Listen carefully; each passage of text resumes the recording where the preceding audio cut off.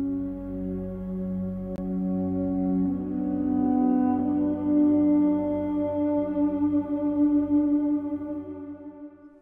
vous remercie de me retrouver pour cette guidance d'avril. Les résultats du concours anniversaire de mars ont déjà été annoncés, donc n'hésitez pas à consulter l'onglet communauté de ma page pour voir si vous faites partie des gagnants ou des gagnantes.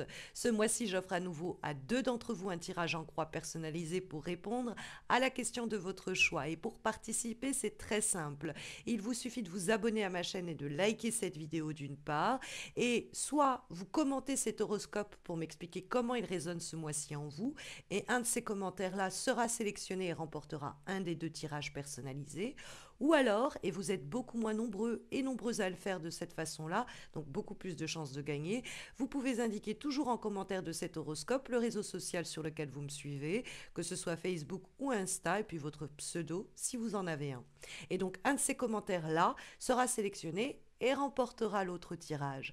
À ce sujet, n'oubliez pas que vous pouvez me retrouver chaque semaine pour des guidances intuitives sur Facebook et sur Insta, dont vous avez les liens dans le descriptif de cette vidéo.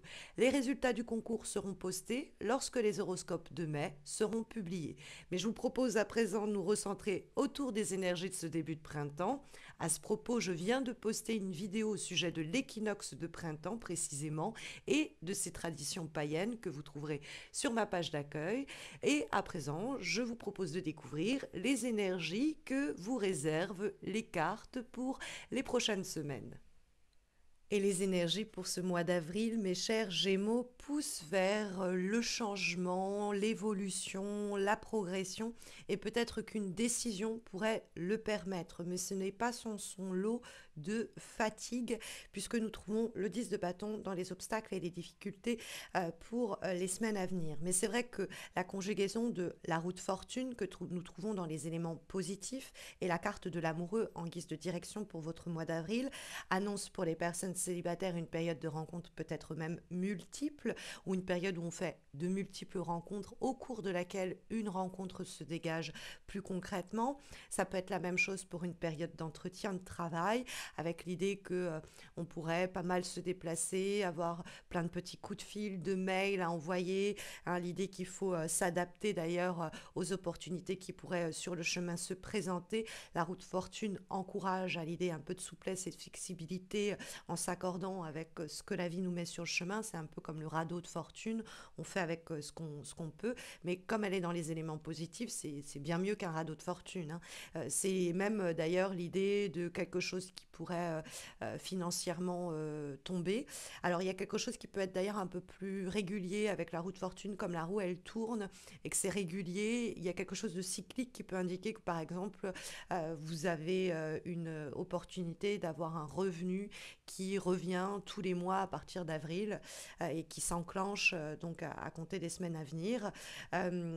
Mais bon, on a effectivement plus largement l'idée avec la roue de fortune qui a le surgissement d'événements plutôt imprévus ou inattendus qui peuvent être en capacité, ces événements, de vous pousser à prendre une décision importante sur le plan personnel ou sur le plan professionnel ou matériel, parce que l'amoureux, on s'en rend pas bien compte en général, on pense que c'est simplement une carte sentimentale, mais c'est surtout la carte du choix. C'est l'idée de devoir trancher un peu si on va à gauche, si on va à droite, qu'est-ce qu'on fait. Ça peut être des fois l'idée qu'on mène de front 2 idées, 2 relations, 2 projets simultanément, et on le fait avec une aisance certaine.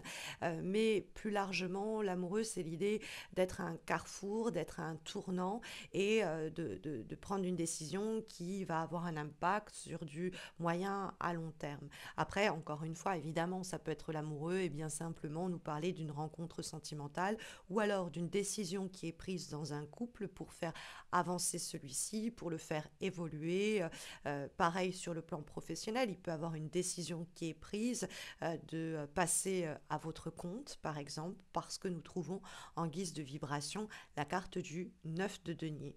Le 9 de denier apparaît dans les énergies que capte le tirage pour ce mois d'avril, et c'est une carte qui parle de trouver une plus grande indépendance, autonomie, et notamment économique et financière, hein, parce que ça reste des denier. Et le 9 de denier, c'est being self-sufficient, arriver à répondre soi-même à ses propres besoins, tenir debout toute seule ou tout seul. Et ça peut être notamment financièrement, parce qu'on a la roue de fortune, donc gagner en indépendance, c'est possible. Mais le 9 de denier, dans le cadre d'une relation ou d'un projet nouveau, c'est quelque chose qui est très palpitant. Elle est vibrante, cette carte d'énergie. Elle parle d'une certaine alchimie, une connexion au premier regard, mais ça peut être aussi une connexion au projet, à la mission qu'on voudrait nous voir être confiée et que peut-être on nous propose même. Mais c'est vrai que du coup, le 9 de denier, il conserve une grande carte d'indépendance qui peut avoir ses défauts, puisque nous trouvons le 10 de bâton qui, comme je vous l'expliquais, va mentionner l'idée d'une grande fatigue qui peut se faire sentir au cours malheureusement des semaines à venir. Hein. La carte du 10 de bâton, c'est l'idée de quelque chose qui peut un peu nous peser, un peu sur les épaules. C'est l'idée qu'on encaisse pas mal dans le cadre du travail. On endosse peut-être plus de responsabilités qu'on ne devrait. On fait des horaires plus longs qu'on ne devrait. Ou alors, ça peut être l'idée avec le 10 de bâton on encaisse trop dans une situation donnée, dans une relation. Il est peut-être bon de crever l'abcès et de ne pas tout encaisser et tout endurer. Parce que c'est vrai que le 9 de denier, ça peut être vous êtes fier ou vous avez l'habitude de gérer vos problématiques seul et vous ne savez pas véritablement déléguer ou vous n'appréciez pas déléguer ou vous ne savez pas comment déléguer. Et il pourrait avoir ici une invitation à ne pas non plus porter tout le poids de la situation, que ce soit sur un plan émotionnel ou que ce soit sur un plan très concret avec toutes les tâches qui vous incombent, de ne pas porter ça tout seul ou toute seule. Vous pourriez avoir quelqu'un, une épaule ou quelque chose qui pourrait un petit peu alléger votre situation. N'hésitez pas à y avoir recours parce que quoi qu'il en soit, il semblerait que vous arrivez à triompher, à encaisser. Mais bon, à quel prix? Peut-être que la santé peut vous jouer des tours, que vous pouvez être vraiment ankylosé, ou alors peut-être que vous encaissez trop aussi dans une relation donnée. Hein, le 10 de bâton, il faut savoir reposer ses bâtons et dire moi j'ai trop fait, j'ai trop accepté, j'ai dit amen à tout. Là, c'est plus possible. Hein, et la roue de fortune, ça va permettre du coup de changer la dynamique qui est en place au travail, dans une relation ou même dans un foyer ou dans une famille. Hein. Vous pourriez être vous-même à la source de cette décision hein, qui permet la situation de s'équilibrer et que vous ne soyez pas toute seule ou tout seul à tout porter. Mais en tout cas, c'est vrai que la carte de la roue de fortune que nous trouvons dans les éléments positifs, c'est quelquefois un coup de chance. Ça peut être vraiment le destin qui favorise quelque chose et il faut choper l'opportunité tant qu'elle se présente et tant elle est là, puisque la roue de fortune, c'est quelque chose qui ne va pas durer. Hein. Donc c'est vraiment assez éphémère. Il faut s'abandonner au destin et accepter les surprises que cet avenir et que ces semaines vont révéler. Donc c'est un peu l'idée de surfer la vague et de s'adapter. Bah ok, il y a cette opportunité-là, même si c'était pas ce que j'avais prévu. Il y a peut-être une décision qui va me dire bah j'y vais parce que là de ce côté-là de toute façon je suis un peu noyée, j'en peux plus, j'ai une grande fatigue qui s'installe. Ou alors peut-être que la roue de fortune elle permet justement hein, à un moment de vous prenez la décision de passer du temps auprès des gens que vous aimez, un temps un peu où vous vous offrez et matériellement ce plaisir-là de prendre la décision de vous offrir un voyage, un déplacement parce que vous étiez vraiment à bout de souffle et que vous avez besoin de vous recharger. Hein, ça peut être aussi simple que cela. Mais c'est vrai que la roue de fortune, il y a quelque chose d'un peu providentiel en votre faveur. C'est le bon moment pour jouer au jeu de hasard où vous pourriez bénéficier d'un coup de chance qui va favoriser la mise en mouvement de quelque chose ou qui pourrait régulariser une situation dans le sens de la rendre plus régulière. Et avec la carte de l'amoureux, il pourrait effectivement avoir une rencontre aussi que le destin nous met sur le chemin avec qui il y a une très belle connexion et ça pourrait être un moment de respiration parce que par ailleurs vous avez énormément de responsabilités et que ça c'est votre petit paradis à vous et cet endroit où vous pouvez décompresser.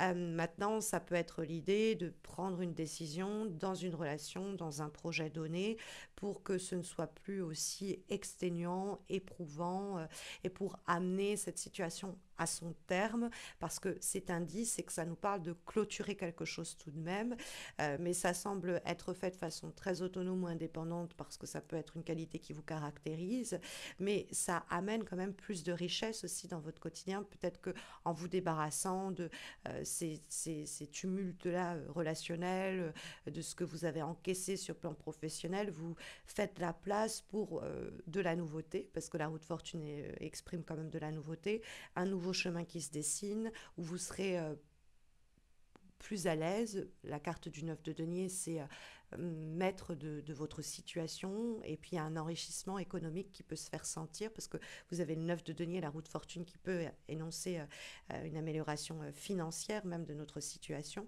Et puis bon, la carte de l'amoureux qui peut vous dire que vous avez une décision importante éventuellement à prendre ce mois-ci, mais il faut la prendre avec le cœur, en fonction des événements qui sont en place, pour accéder à plus d'autonomie, enrichir cette relation, enrichir votre quotidien, et essayer de vous débarrasser, de mener à terme ce qui est extrêmement chronophage, tout ce qui nous vampirise, hein, et que la carte du 10 de bâton va signifier.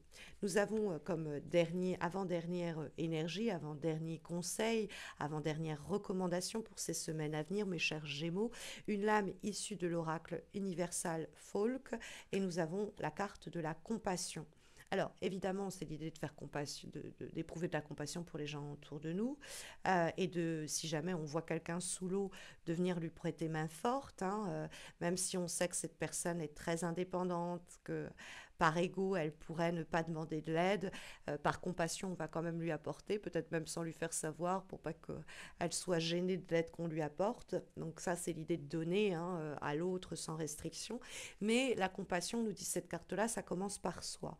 C'est l'idée qu'il faut soi-même se prendre soin de soi, faire preuve de compassion à propos de soi, hein, parce que le 10 de bâton, il peut se charger lui-même, comme une mule, quoi, et se dire j'encaisse, j'encaisse, j'encaisse, ou j'endure ce qu'on me fait subir aussi, je serre les dents, je vais arriver à tenir bon. Et la carte de la compassion, c'est l'idée, bah, ayez éprouvé un peu de compassion envers vous-même, offrez-vous des moments de douceur, des moments de répit, des moments de repos, prenez soin de vous comme si vous preniez soin peut-être des autres aussi, hein. Mais il y a cette idée que la compassion, elle commence par soi, et puis après, elle se propage aux autres. Mais il faut d'abord faire preuve de douceur à propos de sa propre personne. Donc c'est une carte qui vous dit de vous occuper un peu de vous, de vous soulager de certaines charges qui sont trop lourdes. Ou de vous soulager de certaines situations dans lesquelles vous avez trop encaissé, et de changer un peu la situation. Ça peut être le 10 de bâton, la fin d'un cycle très éprouvant professionnellement, amoureusement. Là, il y a un renouveau pour vous, et qui amène des énergies beaucoup plus riches et généreuses. Et vous êtes dans une période du coup de transition dont nous parle la carte de la roue de fortune, mais également la dernière énergie que nous avons pour vous guider au cours des semaines à venir, qui est issue de l'oracle de la grossesse sacrée. Et nous avons précisément la carte des transitions, pas simplement de la transition, mais des transitions. Comme quoi il pourrait y avoir vraiment beaucoup de mouvements à plusieurs niveaux. C'est vrai que c'est une lame majeure, il peut y avoir des déplacements et des changements, mais qui impactent pas simplement notre vie professionnelle ou notre vie personnelle, mais les deux à l'unisson. Et cette carte-là, elle peut nous dire que on va avoir le sentiment peut-être de recommencer à zéro avec un 10 et un autre 10 ici. Il y a l'idée de fin de cycle et nouveau cycle. Donc c'est vrai qu'on doit être peut-être un peu comme la chenille qui doit totalement se désintégrer dans sa chrysalide en un liquide de mémoire cellulaire, et puis ensuite se reconstituer à neuf, et déployer ses ailes pour devenir le papillon qu'elle est destinée à devenir. Cette chenille, c'est l'idée qu'on va pouvoir même atteindre des hauteurs auxquelles on n'avait jamais osé rêver. Mais avant ça, il s'est pavé de moments de transition qu'on doit relever comme un guerrier ou une guerrière. On doit avoir confiance sur le chemin qu'on entreprend, parce qu'il y a l'idée de se déployer vers quelque chose de nouveau. Ces deux 10 annoncent effectivement fin de cycle, et la roue de fortune, une nouveauté, parce que c'est la 10e lame majeure du tarot de Marseille. Et donc il y a cette idée d'un état transitoire qui amène, à mon avis, vers un choix important de votre existence, mais qui doit être fait avec le cœur, pris avec le cœur, cette décision doit être prise avec le cœur et qui normalement doit enrichir votre quotidien. Et ça peut être même matériellement parlant, hein, très simplement. Donc en tout cas, les énergies ici sondées par les lames pour vous guider, mes chers Gémeaux, au cours des prochaines semaines. Mais sachez que sur le plan sentimental, j'ai posté des guidances amoureuses trimestrielles il y a quelques semaines que vous pouvez retrouver sur ma page d'accueil en playlist, mais également dans quelques secondes à la fin de cette vidéo. Vous aurez aussi en suggestion eh bien, ma dernière vidéo au sujet du sabbat d'Ostara et donc des traditions païennes autour de l'équinoxe de printemps.